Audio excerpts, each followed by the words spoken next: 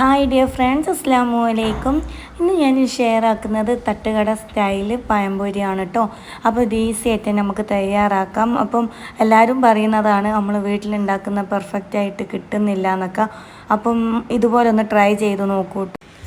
ഒരു ബൗൾ എടുക്കുക, ഇതിലേക്കൊരു 2 കപ്പ് മൈദ ഇട്ട് കൊടുക്കുക. ഇനി അടുത്തതായിട്ട് ഇതിലേക്കൊരു 2 ടേബിൾ സ്പൂൺ കടലപ്പൊടിയും കൂടി ഇട്ട് കൊടുക്കുക കേട്ടോ.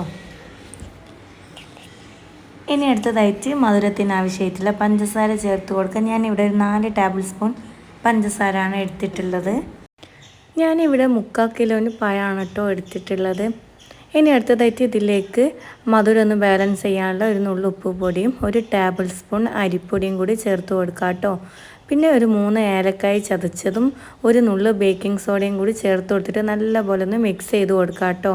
ഇനി അടുത്തതായിട്ട് ഇതിലേക്ക് കുറച്ച് വെള്ളം ഒഴിച്ചിട്ട് നമുക്ക് മാവ് റെഡിയാക്കിയെടുക്കാം. ഈ ഒരു രീതിയിൽ വേണം കേട്ടോ മാവ് റെഡിയാക്കിയെടുക്കാൻ വേണ്ടിയിട്ട്. നല്ല ലൂസാവാനും നല്ല ടൈറ്റ് ആവാനും പാടില്ല. ഇനി ഒരു 10-15 മിനിറ്റ് ഇതൊന്ന് റെസ്റ്റ് ചെയ്യാൻ വേണ്ടി വെക്കാം കേട്ടോ. ടൈമില്ലെങ്കിൽ പ്രശ്നമില്ല, ഒരു 5 മിനിറ്റെങ്കിലും ഒന്ന് റെസ്റ്റ് ചെയ്യാൻ വേണ്ടി വെച്ചാൽ മതി.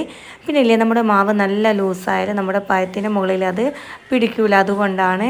ഇനി അടുത്തതായിട്ട് നമുക്ക് ഇതുപോലെ നല്ല പഴുത്ത പഴം വേണം കേട്ടോ എടുക്കാൻ. തൊലി കറുത്ത പഴമാണ് ഏറ്റവും ബെറ്റർ. പിന്നെ ഇതുപോലെ നീളത്തിൽ കട്ട് ചെയ്ത് കൊടുക്കാം. നമ്മുടെ പഴമില്ലേ, നല്ല കട്ടി കൂടാനും നല്ല കട്ടി കുറയാനും പാടില്ല കേട്ടോ. നമുക്ക് അടുത്തതായിട്ട് ഓയിലൊന്ന് ചൂടാക്കി വെക്കാം. എന്നിട്ട് ഓരോ പഴവും ഇതുപോലെ മാവിൽ മുക്കിയതിന് ശേഷം നമ്മുടെ ചൂടായ എണ്ണയിലേക്ക് ഇട്ട് കൊടുക്കാം കേട്ടോ.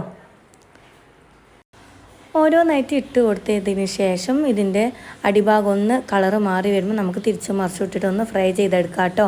അപ്പോൾ ഇതുപോലെ ഒരു തവണയെങ്കിലും ട്രൈ ചെയ്ത് നോക്കൂ കേട്ടോ. എന്തായാലും നമ്മൾ പെർഫെക്റ്റ് ആയിട്ട് തന്നെ നമുക്ക് തട്ടുകട സ്റ്റൈൽ പഴംപൊരി വീട്ടിൽ തന്നെ തയ്യാറാക്കി എടുക്കാവുന്നതാണ്. അപ്പോൾ ഇതുപോലെ ട്രൈ ചെയ്താൽ നിങ്ങൾ സക്സസ് ആയിട്ടുണ്ടെങ്കിൽ എന്തായാലും കമൻ്റ് ആയിട്ട് അറിയിക്കുക കേട്ടോ. അപ്പോൾ എൻ്റെ വീഡിയോസൊക്കെ കാണുക, പിന്നെ ഇഷ്ടമായിട്ടുണ്ടെങ്കിൽ കമൻ്റ് അറിയിക്കാനും മറക്കരുത്.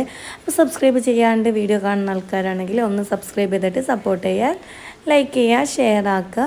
അപ്പം ഇത് കണ്ടില്ലേ, നമ്മുടെ പഴത്തിൻ്റെ ഉൾഭാഗമെല്ലാം ഞാൻ കാണിച്ചു തരാം കേട്ടോ. നല്ല പെർഫെക്റ്റ് ആയിട്ട് തന്നെ കിട്ടിയിട്ടുണ്ട് കേട്ടോ. നമ്മൾ അരിപ്പൊടി ചേർത്തത് കൊണ്ട് പുറമെ കുറച്ച് ക്രിസ്പിയും ഉള്ളിൽ നല്ല സോഫ്റ്റ് ആയിട്ടുമാണ് ഉണ്ടാവുക.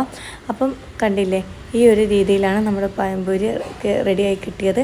അപ്പോൾ ട്രൈ ചെയ്താൽ എന്തായാലും ഫീഡ്ബാക്ക് അറിയിക്കാനും മറക്കരുത്. അപ്പോൾ ഇൻഷാ അല്ലാഹ് നല്ലൊരു വീഡിയോ ആയിട്ട് പിന്നെ കാണാം.